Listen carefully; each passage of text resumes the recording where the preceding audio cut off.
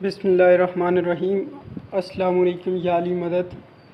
तमाम मोमिनीन से गुजारिश है कि हमारे चैनल PK अहलबैत TV को सब्सक्राइब करें ताकि आपको नई वीडियोस मिलती रहें।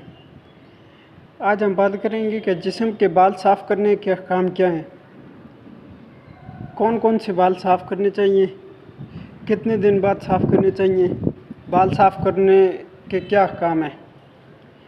तो सबसे पहले जो है बुग़ल और ज़ेर नाफ जो बाल हैं इन्हों को साफ़ करने की ताकीद की गई है। हर हफ्ते कोशिश करनी चाहिए कि हर हफ्ते बाल साफ़ किए जाएं।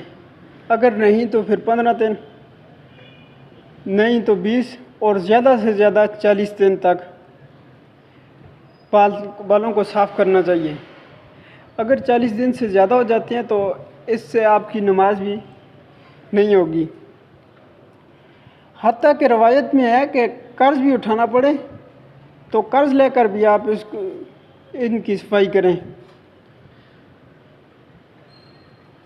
तो इसी तरह इस्लाम जो है इंसान को साफ़ सुथरा रहने का दर्स देता है, इंसान को गंदा रहने का दर्स इस्लाम नहीं देता। और आगे जो अगला सवाल है कि खुसूसन मर्द हज़रात सवाल करते हैं कि तमाम जिस्म के बाल क्या साफ़ कर सकते हैं। तो जी हाँ, बिल्कुल तमाम जिस्म के बाल भी साफ़ कर सकते हैं। और ख़वातीन के लिए तो बेहतर यही है कि तमाम जिस्म के बाल साफ़ रखा करें, क्योंकि मर्द जो इसका शौहर है उससे अट्रैक्शन हासिल करे। अट्रैक्शन हासिल करने के लिए जो वो काम करेगी तो इसका उसे सवाब होगा, उसे इसका अजर मिलेगा। इसी तरह साफ़ सुथरा रहना चाहिए अपने मर्द को खुश करने के लिए।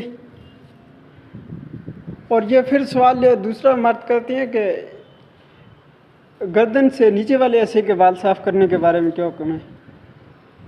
तो गर्दन के नीचे वाले भी जो बाल हैं वो भी आप साफ़ कर सकते हैं।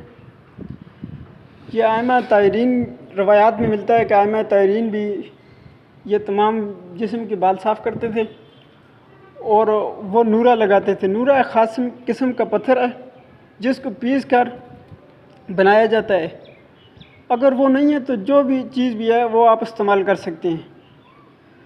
इससे एक तो आपका मर्दाना क़ुव्वत में इजाफ़ा होता है और जिस्म भी साफ़ सुथरा रहता है, जिस्म आपका बदबूदार नहीं होता। इसीलिए आपको साफ़ सुथरा रहना चाहिए। किस चीज़ के साथ आप साफ़ कर सकते हैं? आप सेफ्टी के ज़रिए भी साफ़ कर सकते हैं, किसी मशीन के ज़रिए भी साफ़ कर सकते हैं, या क्रीम वगैरह के ज़रिए भी इसको साफ़ कर सकते हैं। अलबत्ता बालों को एक एक करके खींचना नहीं चाहिए। इसके बारे में रवायात मिलती हैं कि ऐसा नहीं करना चाहिए, लेकिन आराम नहीं है। इसी तरह वैक्सिंग भी आप कर सकते हैं, इसमें भी कोई आराम नहीं है। मर्द और ख़वातीन दोनों ब्लेड या किसी भी चीज़ के साथ साफ़ कर सकते हैं। और इसके बाद अगला सवाल कि क्या बाल साफ़ करने के बाद इंसान पर कोई गुस्ल वाजिब होता है। तो इसका जवाब यह है कि इसके बाद कोई गुस्ल वाजिब नहीं है। नॉर्मली आपको सिर्फ बाल साफ़ कर लेनी है या उस जगह को धो लेना है या नहा लें। अलबत्ता गुस्ल करना जो है वाजिब नहीं है इसका।